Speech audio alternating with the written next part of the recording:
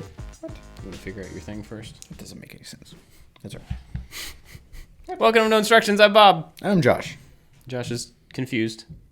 This doesn't match up. What you working on? I am hoping to finish the Lego Technic Forklift today. Forklift. And you have an awful lot of bags. Yeah. Okay, so I opened bag 3, and there's 3 bag 3s, and one of them had a sub bag in it. Doesn't make any sense. And I have 2 more bags to dump here. So I have bag 3. This is also bag 3. And this is also bag 3. And I am still working on the Aston Martin. Ooh, there's some interesting piece. Oh, those are shields. I wonder what those are going to be for. So still working on the James Bond Aston Martin, and I just dumped 3 bag 3s plus a sub bag. So I guess 4 bag 3s, and then there's still 2 bag 4s left to do next time. I don't know. Whatever. This set is crazy. So not to diminish from that set, but I was really impressed by just looking at the structure that you're doing and all the complicated bag and organization system. And then a friend of mine from Georgia, his 7-year-old put it together. This one? Yeah, which is pretty impressive for a child that young, and because it's pretty complex. I honestly don't think it's that complex. It's just laborious. It's just a lot of. It doesn't seem unique. Like it's marked as an expert set. I don't see that. I see what you're doing is probably a little bit more expert than this one. I wasn't going to brag. That was about your set, not about you. Let's get that clear. There we go. So, fork knife. Mm-hmm. Fork knife. Fife nor. Have you played it yet? Oh, so I was very impressed with my son kind of showing me how to limit the things that he can see on the Switch. So I downloaded it, and he was there, and it takes a while to download. So he went to bed. We were doing something last night, and we got back really late. And so he's like, all right, Dad, I'm ready to play Fortnite. And I'm like, no, it's bedtime, brother. And he's like, but I did all these things right. And it became this weird conversation about, just because you did everything right doesn't mean you need immediate gratification and pretty much go to bed. Yeah. So, and the fact that we were downloading it and not watching, gameplay like he's used to, that did not compute with him. Because it was loading, and he was like, why can't we just watch it? I'm like, no, it's downloading to the Switch. He's like, so it's going to be on the Switch? I'm like, yeah, that's how we're going to play it. He's like, it's going to be on the Switch forever? I'm like, I don't get what you're asking. He's like, so, I can turn on the Switch and we can just, play it? I'm like, yeah, we don't have to go buy the little cartridge. You just download this game. And that's when he turned it on. His excitement went through the roof. Huh. Not that he would just be allowed to view Fortnite as a passive observer, that he would actually be able to play it. He freaked out. So this whole time he thought he was just going to be able to watch it? That's what I think.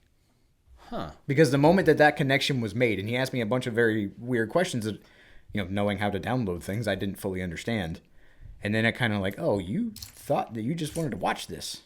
Huh. And not be able to actually participate. Interesting. Maybe I showed all my cards too soon. Yeah. Huh. Yeah. It is kind of weird. That's come up a few times with our kids when we talk about ownership of digital stuff. Mm-hmm. Because we're from a generation where you go buy a tape, you go buy a CD, you buy a DVD, whatever, and that's the thing that you own. And so our kids don't really have the concept of, they understand ownership, obviously, but when it comes to digital stuff, like watching a movie, being able to rent something it's a temporary ownership. Mm-hmm. And when I look at, when we rented something, we went to a place and got it, and then we held it for a little while. We kept it in our home, and then we had to go take it back to the thing. And that process was what defined renting a movie to me. Right. It was going to get it, and you have a physical thing that this is what you're holding. And our kids have never seen that process. And so it's kind of weird when we talk about a new movie that's coming out. They're like, oh, can we watch it? And I'm like, well, you can't rent it yet. You can only buy it. And they're like, well, what's the difference? Because from their viewing experience, it's exactly the same. The monetary transaction is lost on them. Yeah. They don't see us pay. They don't see us go anywhere to get anything. They don't see us pick it up at a store. It's just whether we're renting it or buying it digitally, it's a click of a button and then the movie's there. So it's been kind of weird. There's certain things that we want to see, but we don't necessarily want to buy because we don't know if they're good or not. And, you know, like when a digital movie comes out, it's a few weeks or whatever until you can rent it digitally. And they have not really understood that. But I don't know how to explain that to them. It's like that stuff is so abstract for a child. And especially if they don't have the history. Like we have the history of physical ownership, physical media to like equate it to. So even if we didn't understand how something was done now, we have the context. But they don't have the context. It's just weird. Well, for Deacon, we have video games. We have Mario Kart. We've got Rabbids, whatever Kingdom Battle thing that I don't really like. We've got Zelda. We've got Captain Toad's Treasure Tracker. So, like, he knows about video games. He understands some have cartridges, some don't. Yeah. But then he watches a lot of games that he is not able to buy himself. And so I think that to him is just as good as playing the game. Like he's exposed to it, which brings him joy, even if it's completely passive. And so I think to him, because we haven't bought a new game in a long time, and he's watched Paper Mario and Luigi's Mansion and something else, that he thought his experience to Fortnite would be me allowing him to watch like game walkthroughs or silent Twitch streams or something, not the fact that he could actually play it. Right. And because, most Twitch games are like $60, averaged out. Yeah. And so I'm like, well, we're not gonna buy that right now. That's a special circumstance kind of thing. And so maybe in his mind, Fortnite, with everything that's surrounding it and how popular it is and how like the push to play is so strong that it must be worth money to go like, oh, you're gonna buy it. I'm like, well, the game is free. And maybe that he didn't fully understand that I went out on a leap. Yeah. To go like, yes, I'm going to actually invest in this game for you. He thought it may have been monetary. And maybe that's where his excitement was. I don't know, but he's excited. That's interesting. It'll be interesting to see like how he reacts once he gets to play it. Yep. If it'll be like, oh, okay, well, we did that thing and now we're done with that. Or if there'll be a continued excitement about it. Because some of his friends with our homeschool group have played it. And so it's not just, your kids. Yeah. So it's the influence from his peers and a couple different venues are really excited about this thing that he's never really experienced. And so now he's chomping at the bit to do so. So tonight when I get home, what day is it? Guess what Thursday? you're doing. Yeah. Well, no, I don't think we're doing anything. Yeah, he's going to beg me to play Fortnite. And unless he's done something horrible, like I don't see why we shouldn't. I'm missing a piece. Ha-ha! I've got the wrong color piece. That will make you wait so that I will be able to be done before you. Got the wrong... Yeah. Yeah, right. Yeah. Sure, be done with that piece in your hand. I absolutely did not steal a piece from you and throw it somewhere in this room. I have a different color. It's that weird thing to where the grays and the instructions don't quite look like the grays in real life. Yeah. And so I have a lighter color gray when I shouldn't, and I'm looking all in my completed piece thus far, and I can't see that same piece in the where it should be, which makes no sense, but yeah. Is that?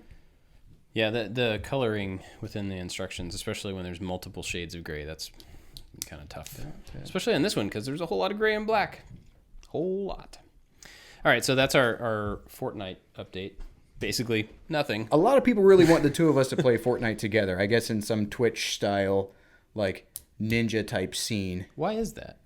I don't know. Maybe they think it'll be funny, because they know that I'm horrible at video games? No clue what it is that we're doing, and maybe they have a little bit of curiosity themselves, and by proxy they can watch the two of us jump around like idiots while 12-year-olds throughout the world kill us. I don't know how to play the game. I mean, can you play it without being like online? And I guess you have to be. You have to be able to. No idea. Because on the Switch, isn't the online mode isn't like a paid service? Yeah. But the game is free. Right. But I haven't paid any online service, so maybe that's step one: is become disappointed in this game that's not free. Well, I mean, obviously it's not free if you want to do anything past the super base level. But a lot of them have microtransactions, and that's how they can. Yeah. Like past just the bare bones, it's not going to be actually free. I don't know. Yeah, I guess we'll find out. You will find out sooner than I will, because it is absolutely not a priority for me. And like, I'm a curmudgeon enough about like screen time with my kids that like they just really don't get a whole lot. And it's kind of a special, I mean, video game time. Like we watch TV shows and stuff, but so they don't even ask about it very often. And then when they do, I'm like, nope, I'm not doing that because you didn't do your thing that you were supposed to do earlier. And then we don't talk about it for a couple weeks. So yeah, we limit screen time in our house just because it's a personality thing. Like kids lose their mind. I don't know what it is. Yeah. Whenever they watch a lot of TV, and so it's selfish more than anything. Like I don't want to put up with you yelling at me when it's time to get off the TV. So how about we just watch TV when there's something special going on? Mm-hmm. Yeah. I wish that all of that stuff, computer time, video game time, TV, movies, I wish that it was something that I didn't care about so much a little bit. Like I wish I could just be okay with and let them just go for it and enjoy themselves a little bit more. But at the same time, the part of me that is, I guess, a good parent wants my kids to not be awful. And I know the biggest reason, I guess, you were talking about being crazy. The biggest reason for us is our kids have, like most kids, have absolutely no self-control. Right. So we can't trust them with like, okay, you guys go watch 2 shows and then turn the TV off. And I trust you to go do that. That doesn't happen here. It's like they just wouldn't turn it off until we came in and got angry with them.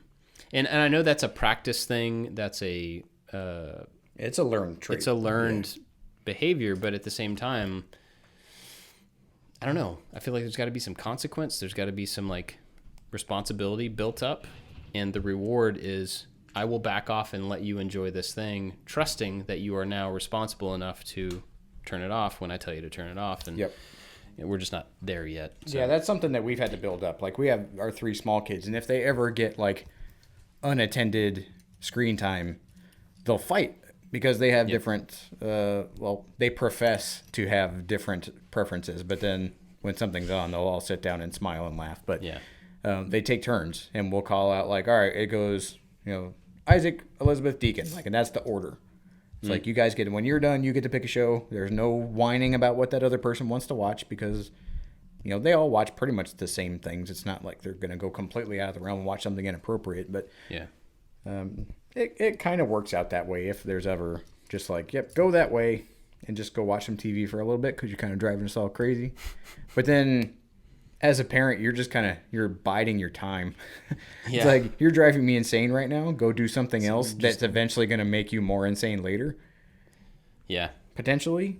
You're hedging your bets. Ours don't really seem to react badly after having watched TV, but it's more about getting them to stop when you want them to stop for us. But yeah, we kind of do the same thing. Like we started a long time ago Saturday morning cartoon time because that's what I grew up with. And so that's really when they get to pick. That's the almost guaranteed time every week that they get to individually pick a show that they want to see. And when they spend the night at our house, they are emphatic about it. It's really fun. Yeah. They're like, no, it's cartoon time. It's Saturday morning. Because that's like the only time that they are guaranteed. And even they're not really guaranteed because half the time behavior will stop it from being available or whatever. But yeah, I don't know. I hope to loosen the reins a little bit on that over time because I don't want to be a super controlling parent. But man, I know how they are, I know them well enough to know that they can't control themselves. And it teaches them to care more about each other than it is about some random thing that they're going to consume and probably forget. Because our kids would just fight with each other.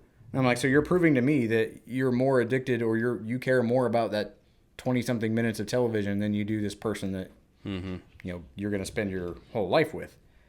It's like, so that I'm not about letting that slide. Yeah. Yeah, we have a kind of rule. Well, I have a rule. I don't know if I just did this without talking to my wife about it or not. But basically, if there's something in the house that causes 2 people to fight, that thing goes away. And if there's a toy and they're fighting about that toy, they get like 1 warning, and then that thing is gone. And I will walk out and throw it in the trash can. And I'm dead serious about it every single time. And they know it now. And so if they get that warning, then they both back off of it. and neither one of them touch it because they're afraid it's going to cause a thing, and then they're going to lose that thing forever. And basically that brings people together. It's a little, yeah, no, we're finally on the same side. Yeah. I mean, it's a little harsh, but they have to understand that like the stuff that they're fighting about is worthless, and it will burn. Yep. But they're still going to have a brother and a sister when it's all said and done. So, or a parent, or whatever the case is, that's important. So I've had to do that a couple of times, but usually it's just the threat of it. Anyway, what else is going on? Today's Valentine's Day. Ooh, my favorite. Not really.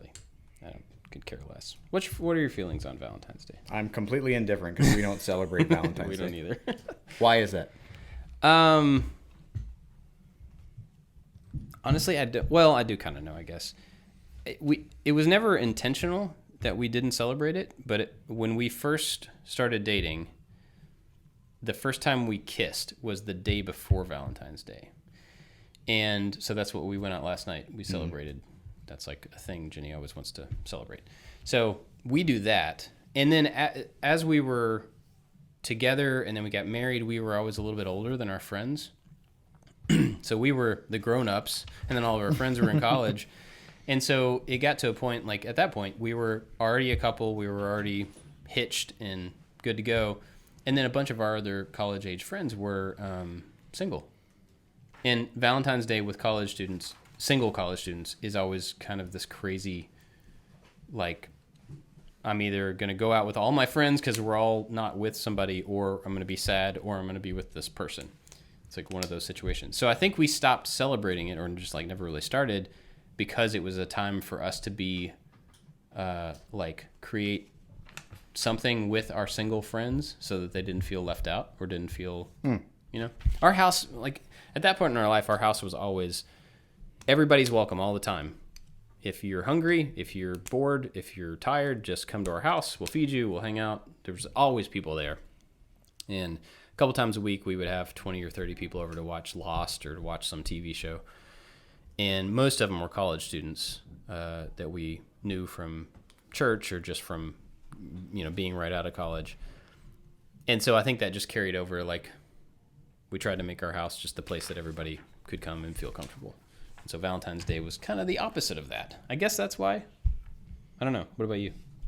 My wife's birthday is early in the month. And so it was just, I lucked out, I guess, that I can do something really nice and present-wise. Like, I just did that the other day. But more than that, like, I don't know. I always thought it was, yeah, it's kind of makes people feel bad that they don't have someone. Yeah. And I legitimately just love my wife, and I show her every day that I love her, which some people could say is a cop-out answer for not caring about Valentine's Day. But every month I get her some hormone helpers. So if she needs some chocolates or whatever, like, bam, I got you covered. You don't need to worry about it. You don't need to wait for that obscure February day. Yeah. You look like you need some care right now. So here's Blam. the Whitman sampler just for Nice. you.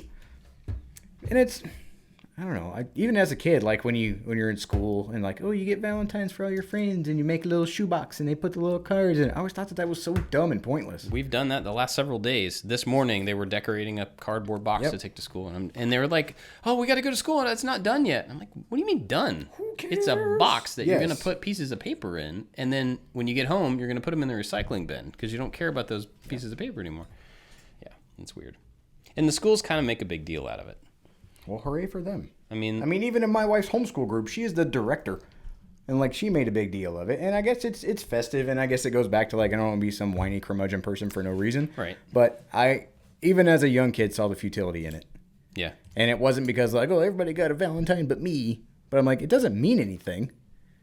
Like, if there's, like, little Becky over there, and I'm like, hey, what's up, Becky? How's it going? Like, I'm going to write her an obscure note and make her circle yes or no whether or not she wants to go goofy golfing with me. You're not going to wait until February. Yeah, I'm not going to go get, like, a Ninja Turtles half folded up, like, Be Mine Super Kung Fu card. That's the same one everybody else in the class is going to Right? get. It's confusing. That's not going to make Becky feel special. No. It confuses what love should be at a young age. Like, that's not a date. That's not a commitment. You're Interesting. That's And then talking to Jenny, like your wife got a bunch of chocolates for the teachers. I was like, what are those for? I don't know. She's like, oh, they're for Valentine's Day. I was like, you got the kids' teachers' candy for because Jenny is the most caring and loving person I think I've ever met. Yeah, I agree. But it goes back to why? Why? Cupid has always been this like awkwardly super strange representation of any kind of adapted holiday. I don't know. I just never really got it. And it always kind of seemed fun where, like, hey, let's just not care about that dumb thing. And I don't like cards. Ooh, that's another thing. You don't if like we could cards? do pros and cons. Okay. Greeting cards, birthday cards, holiday cards. I do not like cards. I think they are huge waste of time and money. I'm with you. Yeah. Just tell that person how you feel. The only thing I would say positive for cards is as a gift delivery mechanism. It is a pretty efficient way to give... No, just hold on. Okay. Rather than just handing somebody a $5 bill, a kid. Okay.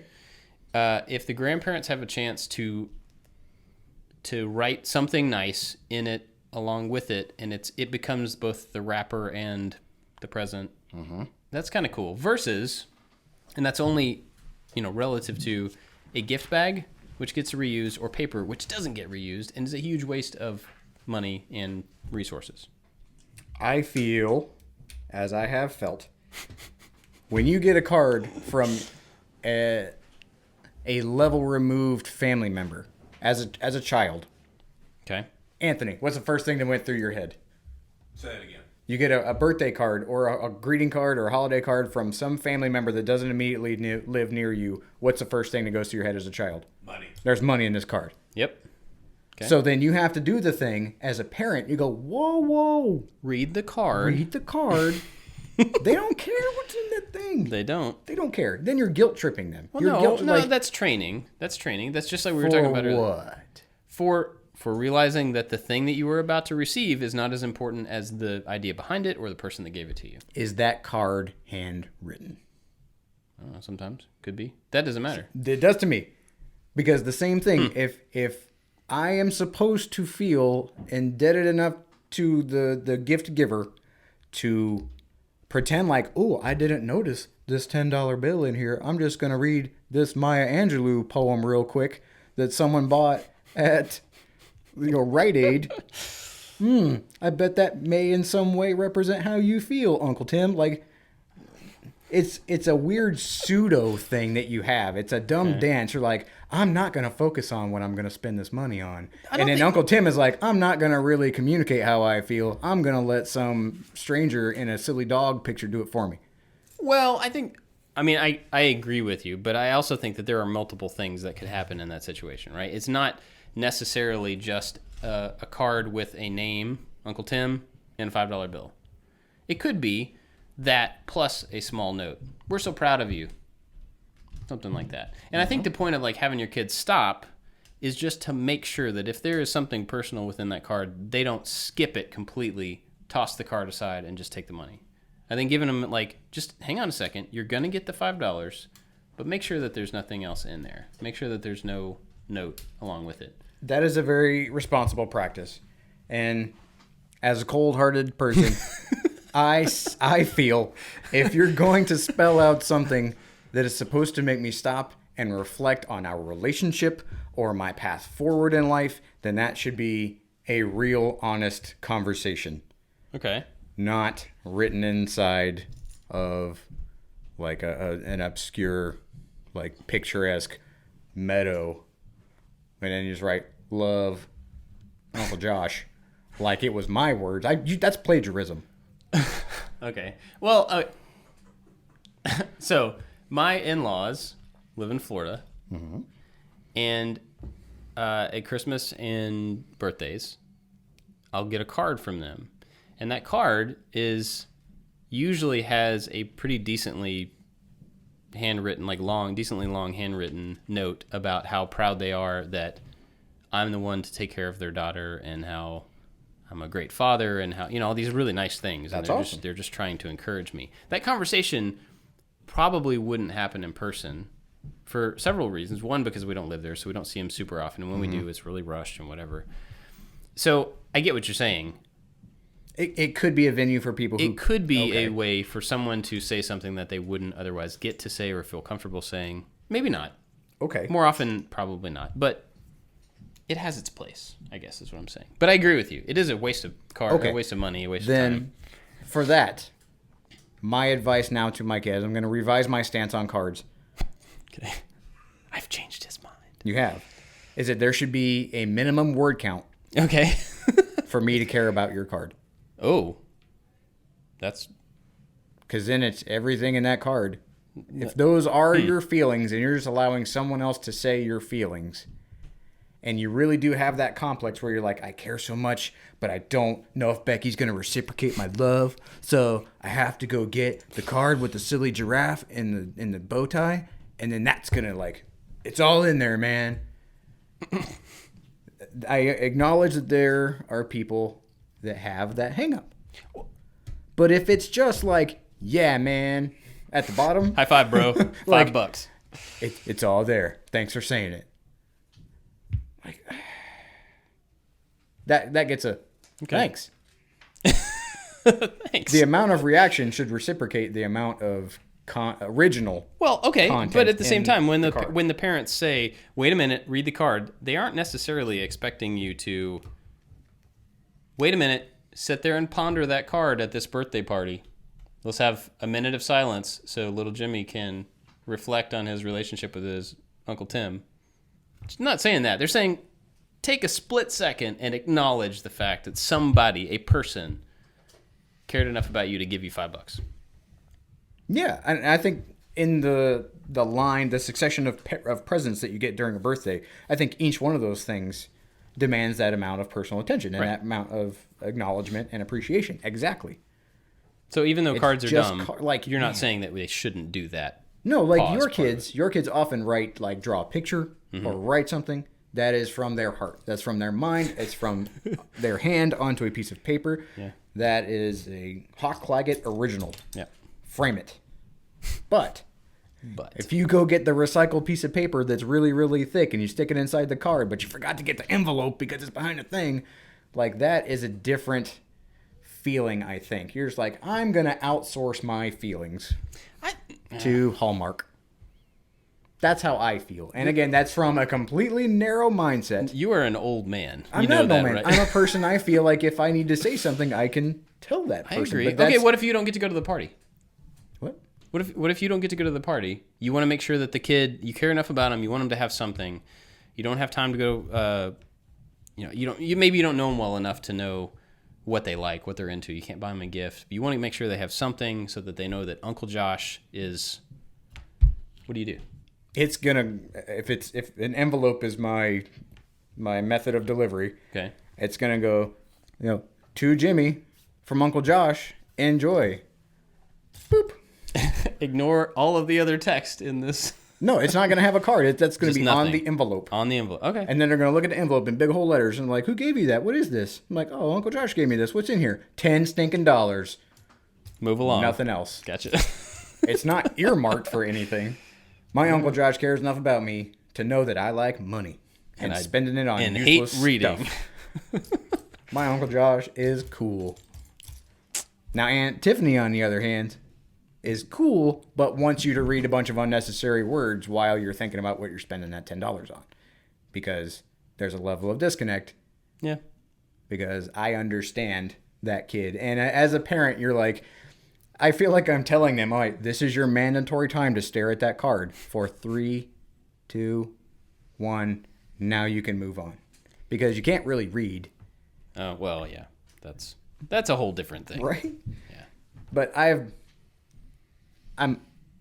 con on greeting cards. I mean, I'm not a fan of greeting cards. Don't hear me saying that. But I do think that the purpose of having a kid pause in the frenzy of present time to at least acknowledge the fact that somebody took the time to give them something. Hands down agree. I think that's wholeheartedly. Yeah. But gift bags are super annoying to me. What? I mean,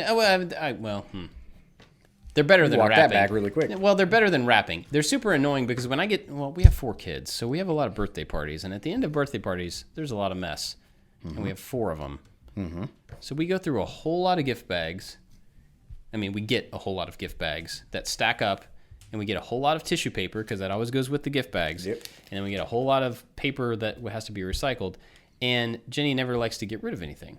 Because then you don't have to go buy it. You don't have to buy it, right? Bag. So yeah, so we have giant boxes of gift bags to use, but we have more kids than everyone else we know put together.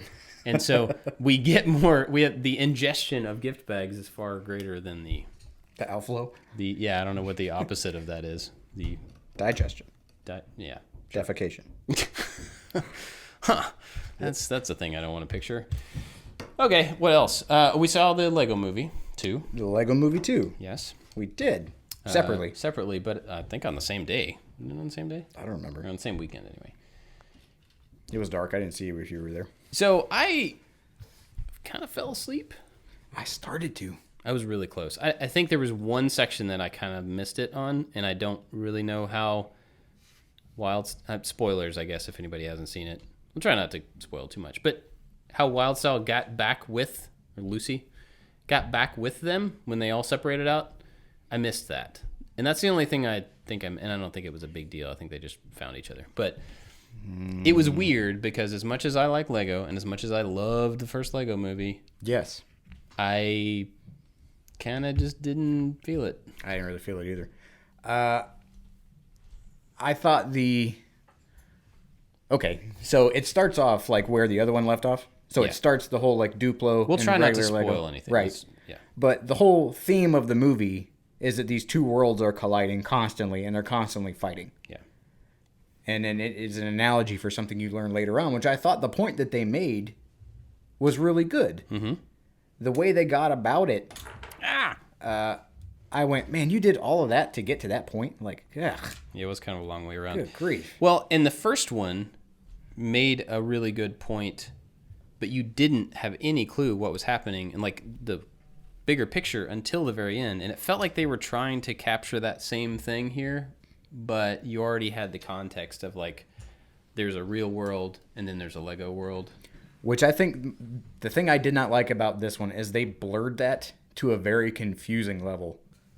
Where the Rex Dangervest character, like he goes back in time and then magically the ship thing like appears next to the real life kid and alters like the storyline. You're spoiling stuff. Sorry. It doesn't make any sense until you see the movie. It's confusing. Yeah, it was a little confusing. There's way more to that storyline that I'm not diving into, but how the Lego world and the real world seemed to blend and one affected the other way more than the first one where it was like, I am clearly in a Lego thing, and then you discover that like, oh, it was an analog for what was really happening in real life. Like this It seemed like the first one was all of the Lego portion could have been imagination of the kid. This one, it seemed like there was a real Lego world happening next to the real world. And it wasn't necessarily one being the imagination of the other. Well, along those lines, I think that the real world affected the Lego thing in the first movie. This one, the real world affected it, and then the Lego world affected the real world. Right, yeah. And that's where it got off the rails for me. I was confused, and I thought that whole line of thinking and storytelling was just off. Yeah. And then it started to lose my attention until the end when the whole theme kind of came together. I thought was good, but it what? It didn't have the same. That needed to be on the editing room floor, but it had famous voices and stuff, and yeah. Actually, some of the voices kind of my nerves a little bit. Really? Yeah, like the Queen.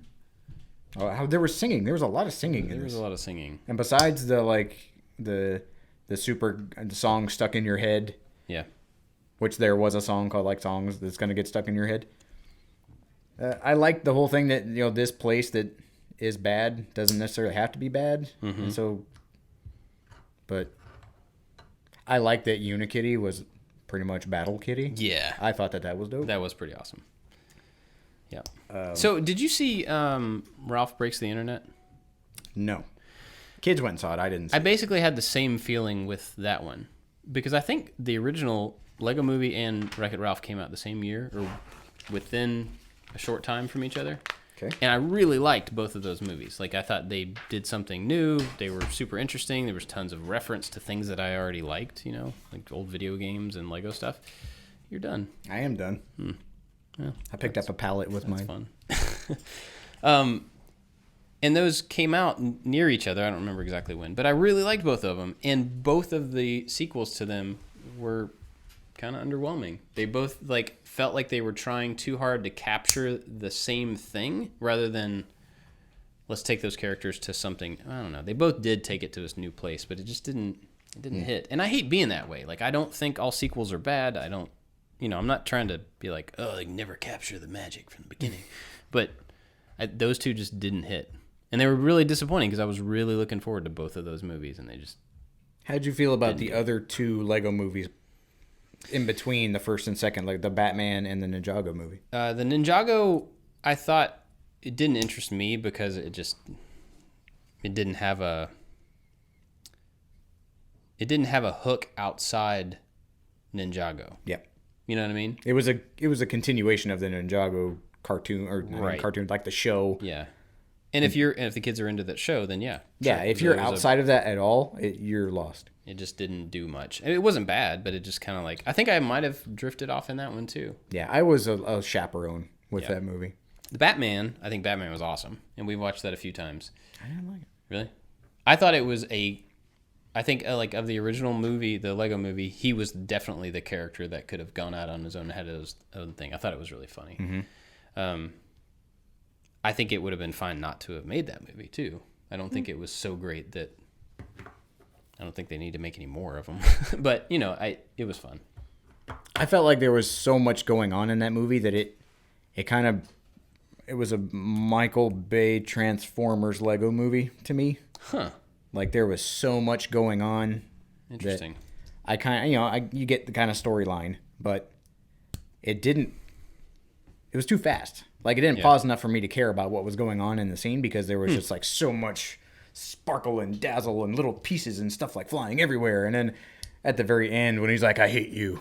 And I hate you too. And then my kids are like, I hate you. I'm like, oh, great. Batman, what are you doing? But I didn't think about that. But I mean, to be fair, the first Lego movie was crazy, was groundbreaking. Like, there was... Yeah. Yep. They have made little cartoon Lego stuff and Lego video games, but that movie with the story, the way they told the story, the theme, that was one of my favorite movies. Mm-hmm. And then everything after that was already less of a movie because of the shock, what, that thing isn't oh man, this is so cool. Right. And then once it became a norm, everything else just kind of fell down a level. Yeah, I could see that. Not, to no fault of their own. It just didn't have the same newness that the first one had. Yeah, I'm with you on that. Newness. It's not Noonies. Noonies. If you've never seen that episode or that skit. Rudolph was also in the Lego movie. Yeah, it's an SNL thing. Check it out if you've never seen it. Noonie. Yeah, so I was a little disappointed. I mean, I want to watch it again to give it a try, when it comes out, but I don't know. I was a little bummed about it.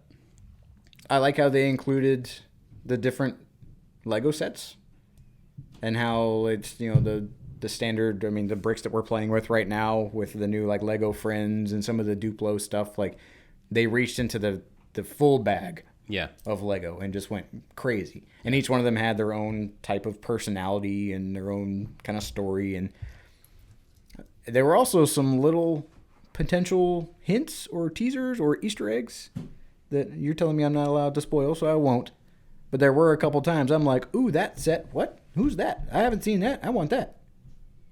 Really? They showed the Back to the Future car, which exists. Oh, yeah. And then there were a couple other things. That's right. I forgot about that. And so those moments gave me pause. They had some pretty funny, breaking down the third wall, making fun of themselves kind of moments, those tongue-in-cheek, where Batman's talking about the different Batmen. Yeah. With the Queen. Yeah. There were moments. Val Kilmer's lips. There were a couple points where I laughed out loud. Yeah. But they were at the adult-focused jokes rather than the typical kid jokes and stuff. So, All right. Well, what else? I don't know. Anything? I'm done. We don't have any more pros and cons. We took the one from Valentine's Day and kind of ran with it. Yeah. That was from the Twitch stream. Someone mentioned that.